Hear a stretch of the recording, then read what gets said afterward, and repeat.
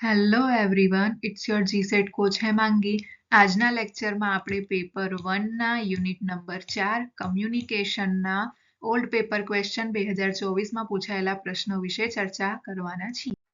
Question 1 એ છે પ્રત્યાયનના સંદર્ભે સિમેન્ટિક અવરોધ એટલે. હવે આ સિમેન્ટિક બેરિયર શું છે? તો જ્યારે કમ્યુનિકેશન થતું હોય છે એ સમયે કેટલાક બેરિયર તેને અસર કરતા હોય છે, જે તેને અસરકારક કમ્યુનિકેશન થતા રોકતા હોય છે.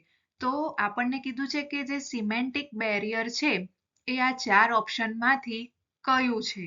ઓકે, તો સૌથી પહેલું આપણને આપેલું છે એ યાંત્રિક એટલે કે અઘરી ભાષાનો ઉપયોગ. તો આપણો જવાબ આ જ છે. ઓકે, હવે આ વસ્તુ શું છે આપણે સમજ. એની પહેલા આપણે બીજા ઓપ્શનને જોઈએ કે શું છે. ઓપ્શન નંબર બી છે પ્રૌદ્યોગિકનો ઉપયોગ એટલે કે યુઝ ઓફ ટેકનોલોજી. આ કોઈ બેરિયર નથી. યુઝ ઓફ ટેકનોલોજી એટલે કે એક પ્રકારનું મીડિયમ કહી શકાય કમ્યુનિકેશન માટેનું. ઓકે, પછી ધ્યાનનો અભાવ, લેક ઓફ અટેન્શન. આ લેક ઓફ અટેન્શન છે એક પ્રકારનું સાયકોલોજીકલ અથવા તો પર્સનલ બેરિયર કહી શકાય.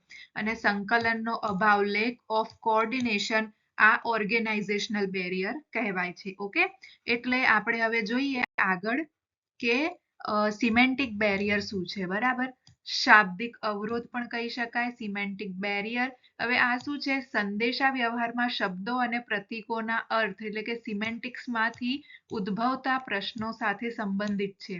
જ્યારે મોકલનાર એવી ભાષાનો ઉપયોગ કરે છે જે પ્રાપ્તકર્તા સમજી શકતો નથી, જેમ કે તકનીકી ભાષાનો ઉપયોગ કરવો અથવા તો મુશ્કેલ કે જટિલ શબ્દ ભંડોળનો ઉપયોગ કરવો, ત્યારે તે સંદેશાનું સ્પષ્ટ પ્રસારણ અને સાચું અર્થઘટન થતું અટકાવે છે. માટે અસરકારક કમ્યુનિકેશનમાં એ એક બેરિયર એટલે કે અવરોધ તરીકે ઉદ્ભવે છે. ઓકે, એના સિવાય પણ કેટલાક મુખ્ય અવરોધો છે સંદેશા વ્યવહારને અસર કરે છે.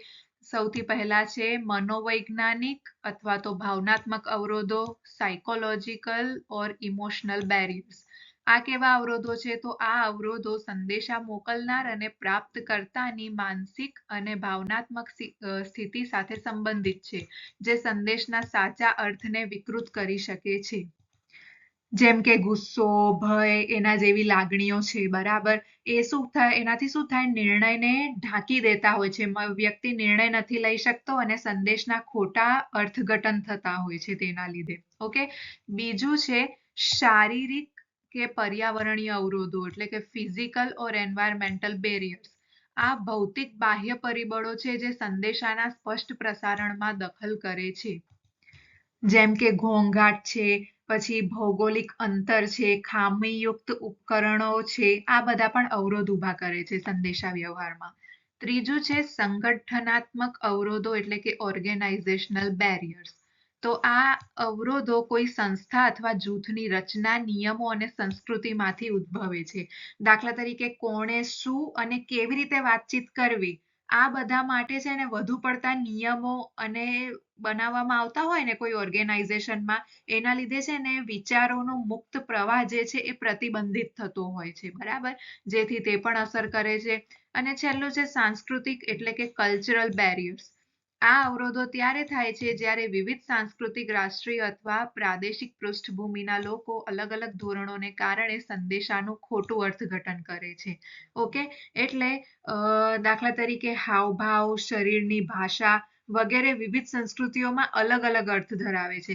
દાખલા તરીકે થમ્સ અપ એટલે કે અંગૂઠો બતાવતા હોય છે. બરાબર, તો કેટલીક સંસ્કૃતિમાં એને સારું માનવામાં આવે છે, તો કેટલાકમાં એને સારું નથી માનવામાં આવતું. બરાબર, એટલે એના લીધે પણ ક્યારેક ખોટું અર્થઘટન થાય છે અને કમ્યુનિકેશનમાં બેરિયર ઉદ્ભવે છે.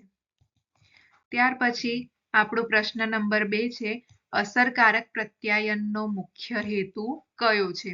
ઓકે, હવે અહીં હું તમારી સાથે સ્ટ્રેટેજી નંબર 15 શેર કરું છું કે તમે જ્યારે એક્ઝામમાં જવાબ આપો ને પ્રશ્નના, તો અમુક પ્રશ્નમાં એલિમિનેશન મેથડનો આપણે ઉપયોગ કરવો.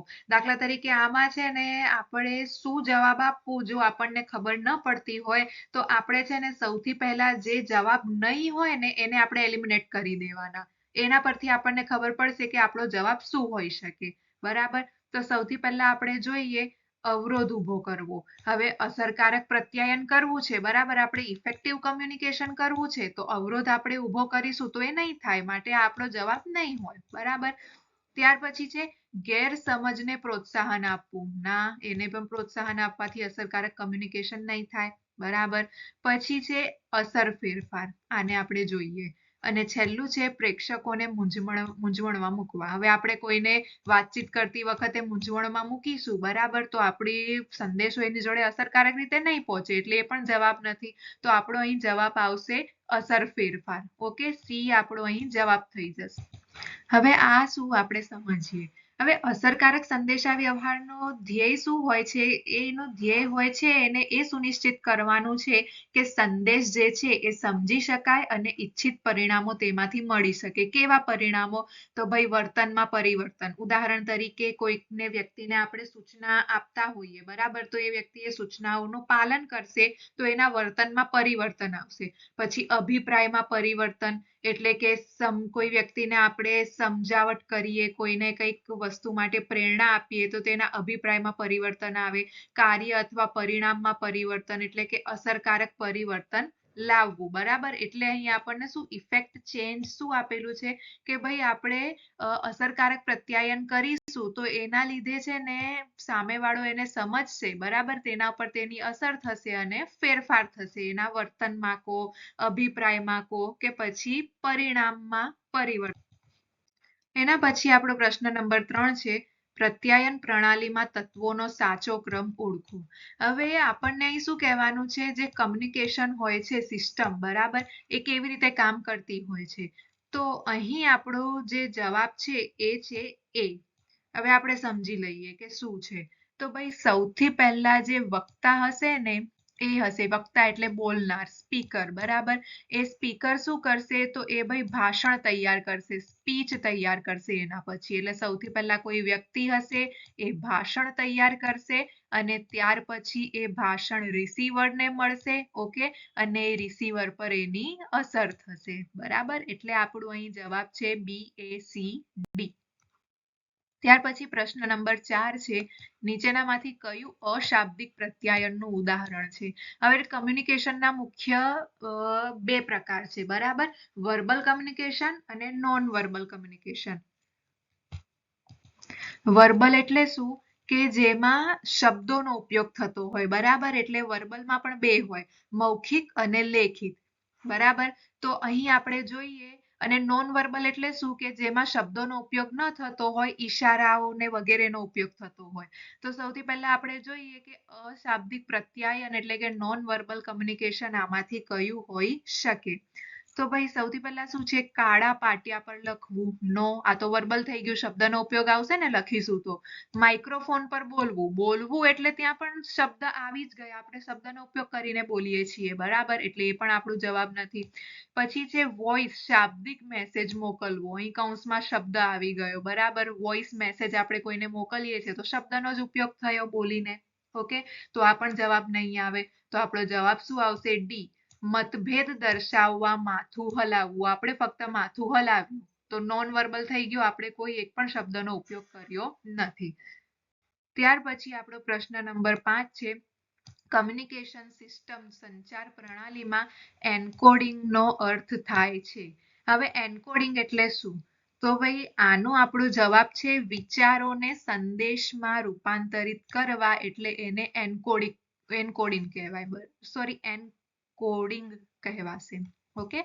તો જે વ્યક્તિ હશે, સેન્ડર, જે સંદેશો મોકલનાર છે, એને સૌથી પહેલા કોઈ આઈડિયા કે થોટ આવશે, એને તે એન્કોડ કરશે અને એમાંથી પછી મેસેજ બનશે, બરાબર. એટલે વિચારોને સંદેશમાં રૂપાંતરિત કરવા, એટલે તેને એન્કોડિંગ કહેવાશે. તો આપણને આ બીજું બી ઓપ્શન આપ્યું છે, આનો મતલબ શું? તો સંદેશનું વિચારોમાં ભાષાંતર કરવું, આને ડીકોડિંગ કહેવાશે, ઓકે. આ પણ બહુ કામનું છે, તમને એક્ઝામમાં પૂછાઈ શકે કે અહીં એન્કોડિંગ નો અર્થ પૂછ્યો તો ત્યાં ડીકોડિંગ નો અર્થ પૂછશે, બરાબર. તો જ્યારે રિસીવર છે એને જ્યારે સંદેશ મળશે અને એ સંદેશનો એ વિચારોમાં ભાષાંતર કરશે તો તેને ડીકોડિંગ કહેવાશે, ઓકે. તો અહીં આપણા પ્રશ્ન 5 જે છે એ 2024માં પૂછાયેલા હતા એ પૂરા થાય છે. Okay, thank you. Like, share, subscribe. Please give your feedback.